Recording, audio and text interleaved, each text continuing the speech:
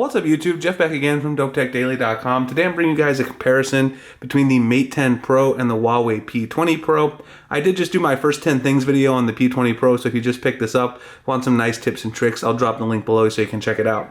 Now this is mainly addressed at my US audience because the only phone we can buy here in the US is the Mate 10 Pro. The P20 Pro is not officially available. If you want it, you have to import it, which is what I did. So a lot of people have been wondering, is the Mate 10 Pro and the P20 Pro really a lot different? Is there a real reason not to get the Mate 10 Pro if you like some of the features on the P20 Pro? So let's talk a little bit about it. There's a lot of similarities and a few key differences that you should know about. Now, first of all, the price, of course, the P20 Pro, if you've imported, it's going to be around $850 to $900. I paid about $880 over on eBay when I imported mine. The Mate 10 Pro has been on sale for about $650 to $675 here in the US. You can find it over at Amazon. So the price obviously is a differentiator, about $200 difference between the price. Also, you get an official warranty, the Mate 10 Pro. Now, aside from that, there's a lot of similarities between the phone in terms of their hardware. Both of these phones run the Kirin 970 processor, which is Huawei's in-house chip. They're both very, very smooth with that 970 processor. In terms of day-to-day performance, you won't even notice that they're a little bit below the Snapdragon 845 and benchmarks, which the Kirin 970 is. In gaming, you'll notice it a little bit step below the Galaxy S9 Plus, but if you're a casual user, it's really not going to be a huge difference, and both of them are very fluid. Both of them also come with 128 gigs of storage and 6 gigabytes of RAM, so you have no problem loading apps and things like that. Really no issues at all navigating around the UI. Gaming and also reloading apps doesn't seem to be much of a problem whatsoever. So that being said, a lot of the under-the-hood hardware specs are exactly the same, so those are not really a key differentiator. Most of the key differentiators here in design, the camera, and also a little bit in the software differences because the P20 Pro has been upgraded to EMUI, the Emotion UI 8.1, whereas the Mate 10 Pro is still running on EMUI 8.0. That also translates over to the Android versions. The P20 Pro is on 8.1, while the Mate 10 Pro is on 8.0. Now, obviously, let's talk a little bit about the design differences first. There are some clear design differences here. You can see on the back of the phone, the P20 Pro is a little bit more reflective. I've got the midnight blue color, which just naturally is a little more reflective than the gray. But that being said, this is more of a mirror finish, even though both of them do have that glass black that's a little bit reflective. The Huawei branding is in a slightly different place on both sides. You notice that you have a fingerprint sensor on the back of the Mate 10 Pro, while the fingerprint sensor is actually around front here on the P20 Pro. Also on the P20 Pro, you've got the triple camera setup with the 40 megapixels maximum resolution, very impressive, while on the Mate 10 Pro you have only a dual camera setup with the 20 megapixels maximum resolution. Both cameras are quite good, and we'll talk about that in a second. On the side, you do have the power button volume rocker setup pretty much in the same spot on both phones. You'll notice the camera bump is significantly more protruding on the P20 Pro as well if you put them in the side-by-side profile. If you look around front, you'll notice there is somewhat of a strange choice on the P20 Pro. Despite going with the notch setup for the display, you'll see that there is a fingerprint sensor embedded in the bottom chin, which actually takes up some of that screen-to-body ratio. And for that reason, the difference in screen-to-body ratio is not that large between the two. The Mate 10 Pro has around an 80%, while the P20 Pro has around an 82%. Both of them do have that bottom chin. One of them has the Huawei logo there on the Mate 10 Pro, while the other one has the fingerprint sensor.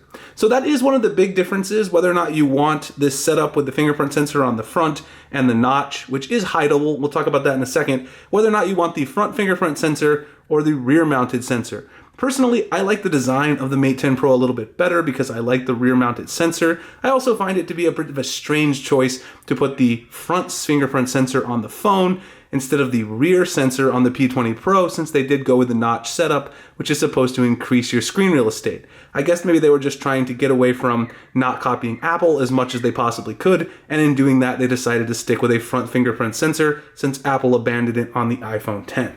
So design is definitely one of the big places where there's some differences. The other difference is, as I said, in the software. So if we go into here, you'll see that they have a very similar settings menu. Both of them have this very nice dark mode you can see on both sides, but we do have a slight difference in the version numbers that they are running.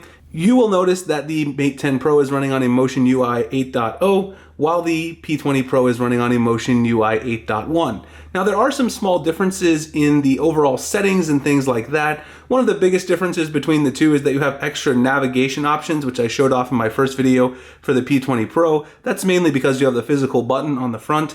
Most of the other settings in terms of things that you see from their main settings menu are unchanged. They did do a few nice things with power management and notification managements, which are mostly improvements, but nothing that would be a deal breaker and stop you from getting the Mate 10 Pro. Perhaps the biggest difference is actually in the software for the camera. If you open up the camera app, you'll notice that they're completely different. The one on the P20 Pro has been redesigned to be much improved. On the Mate 10 Pro, you swipe over to get to your settings and then swipe over this way to get to modes. Here you have a dedicated settings button at the top, which I think makes things a little bit more organized. And then you can actually swipe through the carousel to get to the various modes between portrait, aperture, photo mode, video, pro, etc. So this is a really nice interface change. Other things that have been changed is that you've got a video button here gets switched out for the selfie cam button. Otherwise, it's much cleaner and much nicer to use in everyday photo taking if you're using this camera as your dedicated point and shoot camera. Aside from that, let's also talk about the camera, because that is another big difference between the two phones. I did take some comparison photos. I've only had my P20 Pro for a short 48-hour period, but I did want to share with you guys some of my findings. I'll try to do a follow-up more in-depth camera comparison later.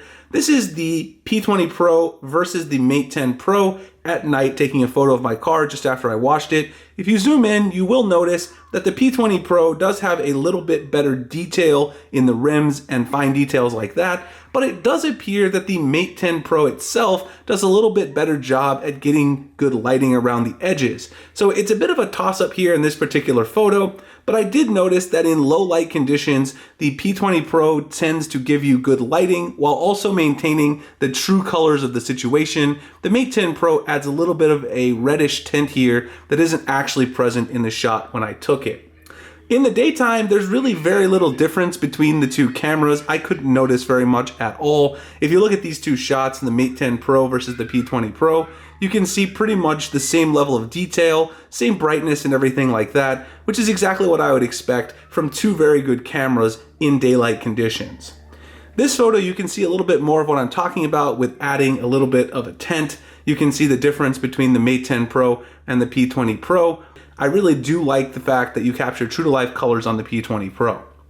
So in my preliminary sort of examination, I would say the P20 Pro has an advantage in the camera setup with that triple camera. In low light, it does seem to do a better job of capturing true colors while also getting sufficient brightness. It doesn't blow out any shots or overexpose things like I've seen sometimes on the Galaxy S9 Plus. Sort of the final little things to clean up and talk about: battery life. Both of them have a 4,000 milliamp hour battery, which is plenty for a full day. Even if you're a power user, I get about 7 hours screen on time from both of the phones. Of course, I've only put 2 power cycles through the P20 Pro, but that's still very, very impressive for a day's use of battery life. If you turn on that dark mode that I showed you guys earlier, you can save even more battery life. The speakers, very, very good on the P20 Pro and the Mate 10 Pro. I would say the P20 Pro has a slight advantage in terms of clarity and also in terms of loudness overall. The software, like I said, this one on the P20 Pro is a bit more updated, newer security patches, but in terms of overall functionality, EMUI still functions essentially in the same way. It's very different than a lot of the skins you'll see on Android, and it is an acquired taste. But there's really a lot of improvement that's happened over time from Huawei, and I do commend their effort in sort of improving that software, but the experiences are virtually the same on both of these phones. So that's pretty much it in terms of the overall comparison. The big differences here being the design with the fingerprint sensor being on the back on the Mate 10 Pro and the front-facing fingerprint sensor with that notch on the front on the P20 Pro, and then of course the cameras, both the software and the actual camera sensors and photo quality. So if you don't really need that triple camera setup with the extra low light performance at night, and you don't care about that slight difference in true to life or warmer colors, and you prefer the fingerprint sensor on the back, there's really no reason to not go out and get the Mate 10 Pro if you live here in the US. It's still on sale for a pretty good deal, around $650 at a lot of outlets, and it's still a very good phone with very impressive battery life. Anyways, guys, that's my comparison of the Mate 10 Pro and P20 Pro. Hope you enjoyed it. If you did, please like, comment, subscribe, hit the notification icon so I can make future videos like this. Find me at dopetechdaily.com, Google+, Instagram, and Twitter, the links in the description. Also find me writing over at gadgethacks.com where I write about Android. If you guys have any questions, please feel free to hit me up in the comments. Appreciate you guys checking it out, and I'll see you in the next one. Thanks a lot for watching.